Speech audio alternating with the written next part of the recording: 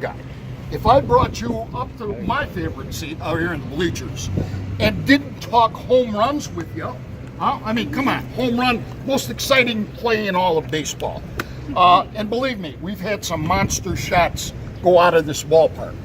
A lot of times people would ask me, what is the furthest home run that it was hit at Wrigley? Well, you know, we didn't have the capabilities of measuring it down to the millimeter over the years, just recently. But I could just tell you some from personal experience, some from word of mouth experience.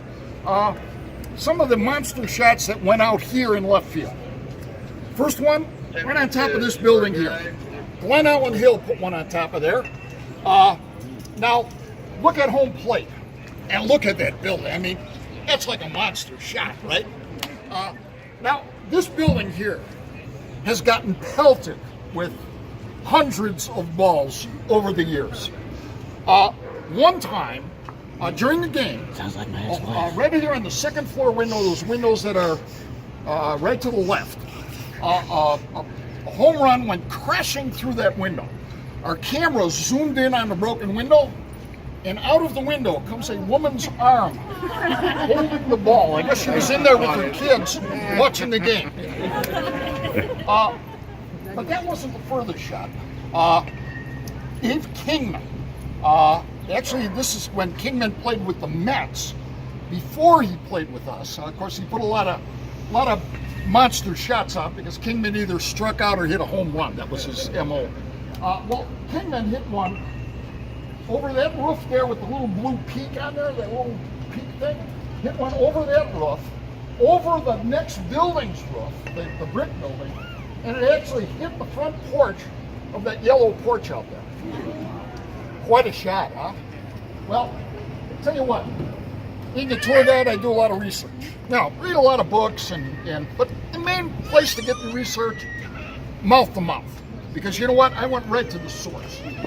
You're going to see during today's game, if any of you are out in the bleachers or walking by here, you'll see 2, 3, 4 guys in lawn chairs sitting on that corner. And usually selling some balls there too. But they're called the ball hawks.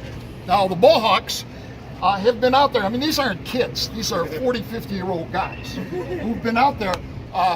The chief guy, Mo actually has over 3,000 balls that he's got. When he was a kid, he lived on the block.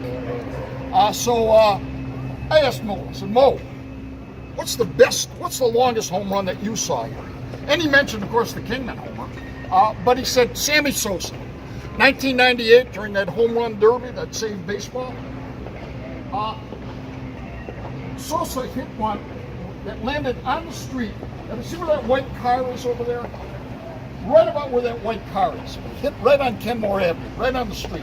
Well, the bleacher bums, I mean, not the bleacher bums, the ball hawks, they were bleacher bums too. And what they did is they painted a circle on the street with spray paint and a little arrow, Sammy, right there. Well, that street has been repaved 3 or 4 times since then. So if you want to look for that circle, go about 800 feet down this block. It's probably the longest shot you'll ever see. Now, another thing, while we're talking home runs, I'll be talking about the scoreboard later, but no one has ever hit that scoreboard with a batted ball. Actually, Roberto Clemente put one which would have hit it, but it was a little bit to the left of it. We had a player called Swish Nicholson. Now, Nicholson hit one, same scenario, but to the right side of it. No one ever has hit it with a baseball, but it has been hit with the ball. Back in the 50s, they had a golfer named Sam Snead. He was kind of like the Tiger Woods of that time. Well, he teed up at home plate, and on his second attempt, he hit the scoreboard.